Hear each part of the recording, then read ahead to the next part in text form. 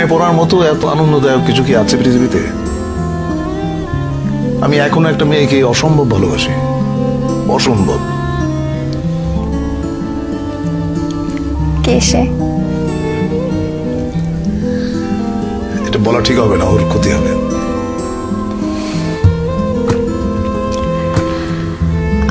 আমরা কি চিনি?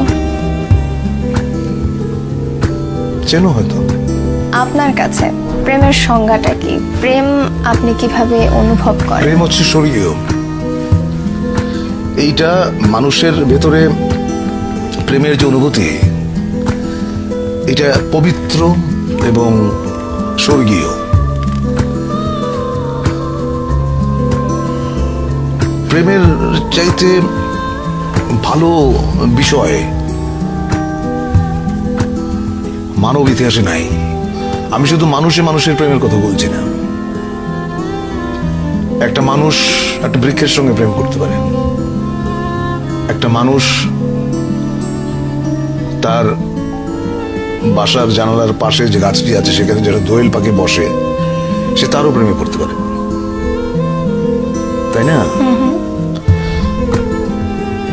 সাধারণত আমরা প্রেম বলতে বুঝি খুব ছোট্ট কথা, সেটা হচ্ছে যে একটা ছেলে একটা মেয়ে, ব্যাপারটা কিন্তু সেরকম না, তাই না? ধরো যেমন আমাদের প্রফেট, তার সঙ্গে আল্লাহর যে প্রেম, এটাকে তুমি কিভাবে ডিফাইন করবে? এটা ডিফাইন করা সম্ভব না। You have to feel it in your heart. প্রেম হচ্ছে এরকম। আমি একটু মানব প্রেমের মধ্যেই থাকছি।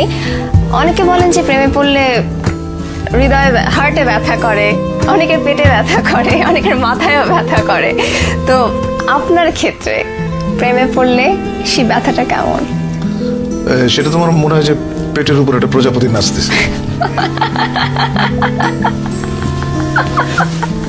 এবং প্রেমের ব্যথার মতো এত মিষ্টি ব্যথা বোধহয় পৃথিবীতে নাই। তো প্রজাপতি নাচলে কেমন লাগে সেটা একটু আপনার কাছ থেকে শুনি। এটা তো অনেক সুরসুরি জাতীয় একটা জিনিস, এটা আসলে বোঝানো সম্ভব না। তুমি হয়তো কাউকে ভালোবাসো বা কারো প্রেমে পড়েছো, তুমি তোমারটা তোমার মতো করে বুঝবে, আমি আমারটা আমার মতো করে বুঝবো। আচ্ছা, আপনারটা যে ক্যামেরাম্যান যে আছে এখানে, কি নাম তোমার? হ্যাঁ, ছোটন। ছোটন। ছোটন ওর প্রেমের অনুভূতি যেটা ও বুঝবে, ওটা তো আমি বুঝবো না। আমি যখন বালক ছিলাম তখন প্রেম বলতে যেটা বুঝতাম, পরিণত বয়সে এসে আমি দেখলাম প্রেম আসলে অন্যরকম। পার্থক্যটা কি? পার্থক্যটা অনেক অনেক অনেক। আমি তো ধরো যেমন প্রথম প্রেমের যে অনুভূতি, সেটা হচ্ছে যে বই পড়ে, শরৎচন্দ্র বা বঙ্কিমচন্দ্র পড়ে প্রেম সম্পর্কে একটা ধারণা মাথায় ছিল। ওইটা আসলে প্রেমের অনুভূতি না। প্রেমের অনুভূতি একেবারেই অন্যরকম, একেবারেই। এটা এক একজনের কাছে এক এক রকম, এটা কেউ কাউকে বলে বোঝাতে পারবে না। প্রথম প্রেমের কথা বলছেন, সেটা বইয়ের কথা বললেন, কিন্তু প্রথম মানব প্রেম যদি বলি সেটা হচ্ছে আমি তখন অনেক ছোট। কত বয়স? বয়স কত হবে তখন? এই ধরো 14-15। তখন প্রেমে পড়লাম এক গার্লস স্কুলের ম্যাডামের, যার বয়স ধরো আমার চেয়ে 20 বছর বেশি। ওইটা আমার প্রথম প্রেমে পড়া। প্রেমে বহুবার পড়েছি, বহুবার। প্রেমে পড়ার মতো আনন্দ বোধ আর কিছুতে নাই। কিন্তু একটা জিনিস মাথায় থাকতে হবে, সেটা হচ্ছে যে কাউকে হার্ট করে, কাউকে বেদনা দিয়ে প্রেমে পড়ার মতো এরকম গঠিত কাজ বোধহয় পৃথিবীতে নাই। তুমি যখন কাউকে ভালোবাসবে, এক বুক সমুদ্র নিয়ে ভালোবাসতে হবে তোমাকে, এক বুক সমুদ্র নিয়ে। তা না হলে সে প্রেমের কোনো অর্থ নেই। আমার কেন জানি মনে হয় যারা খুব সুন্দর করে কথা বলতে পারেন তারা অনেক সুন্দর করে লেখেনও। তা আপনি এত সুন্দর করে কথা বলেন, আপনি কেন লেখেন না? আমি সুন্দর করে কথা বলি কিনা জানি না, তবে আমি যেটা বুঝি আমি সেটা বলি। আমি মিথ্যে পছন্দ করি না। আচ্ছা, মিথ্যে কথা যে বলি না এটা বললে পাপ হবে, মিথ্যে মাঝে মাঝে বলতে হয়। আচ্ছা, প্রেমের আরেকটা দিক হচ্ছে না বোঝা। আচ্ছা, মানে কেন প্রেমে পড়লাম, কেন ভালোবাসলাম, এর কারণ তুমি যদি খুঁজতে যাও দেখবে যে কিছু খুঁজে পাচ্ছ না। মানে একটা কালো বেড়াল অন্ধকার ঘরে তুমি খুঁজে বেড়াচ্ছ যেটা ওই ঘরে নাই। প্রেমটা এরকম। আমার কাছে জন্মদিন অন্য সাধারণ দিনের মতোই মনে হয়। এটা আলাদা দিন হিসেবে আমি কখনোই বিবেচনা করি না। আমার বন্ধু বান্ধব যা বা আমার অগ্রজ বা অনুজ বা সমসাময়িক অভিনেতা অভিনেত্রীরা এটা পালন করার চেষ্টা করে এবং আমি খুব বিব্রত হই। এই যে সবাই মিলে যখন উদযাপনটি করেছেন, আপনার অনুভূতিটা কেমন ছিল? আমি তো মানে একাধারে মুগ্ধ এবং হতভম্ব যে আমাকে নিয়ে এত বড় একটা আয়োজন করা হয়েছে। অনেকের কাছে এটা তো একটা বিশেষ একটা দিন থাকে, আপনি কিভাবে সেটা চাইছিলেন? আমি বললাম তো যে আমি একটা অন্যান্য সাধারণ দিনের মতোই জন্মদিবসটা ওরকমই, আমি আলাদাভাবে বিবেচনা করি না কখন। আর যখন এই দিনে কেউ এসে, খুব প্রিয় কেউ এসে যখন আপনাকে উইশ করে, আপনার তখন কেমন লাগে? ভালোই তো লাগে। ভালোই লাগে। আর সর্বশেষ কি মনে হয়েছে আপনার এই জীবনটা থেকে? আমি আসলে জীবনটা উপভোগ করতে চাই এবং উপভোগ করেছি এবং করব, সামনেও করব, ভবিষ্যতে করব। জীবনের অনুভূতি আসলে এটা তো ভাষার কোনো ক্ষমতা নেই এটা ধারণ করার।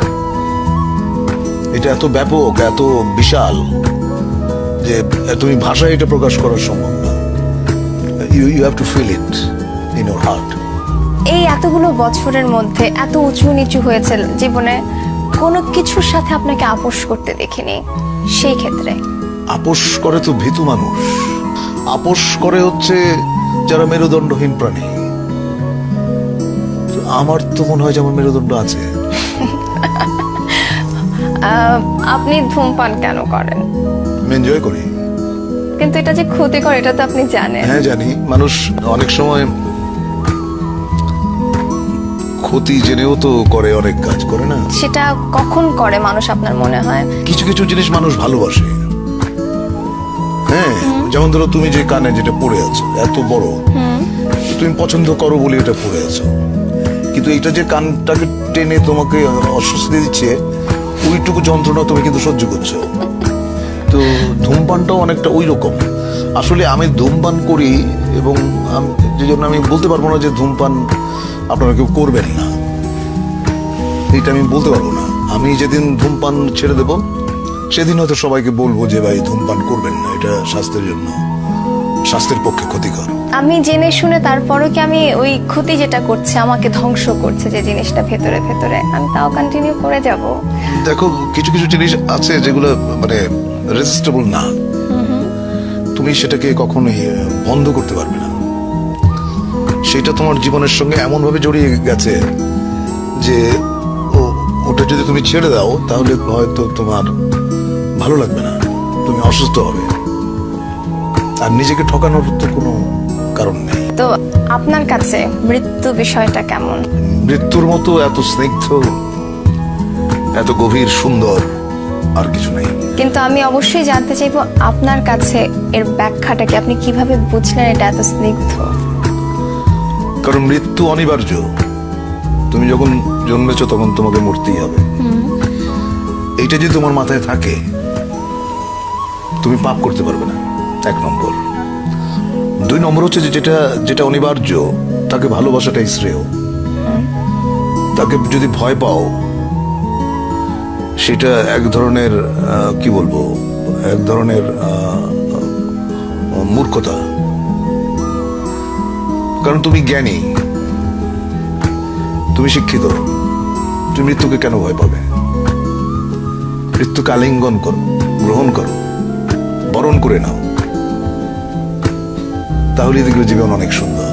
যখন খুব কাছের কেউ সেই মানে সবচেয়ে বড় সত্যর মুখোমুখি হয়, তখন আপনার অনুভূতিটা কেমন হয়?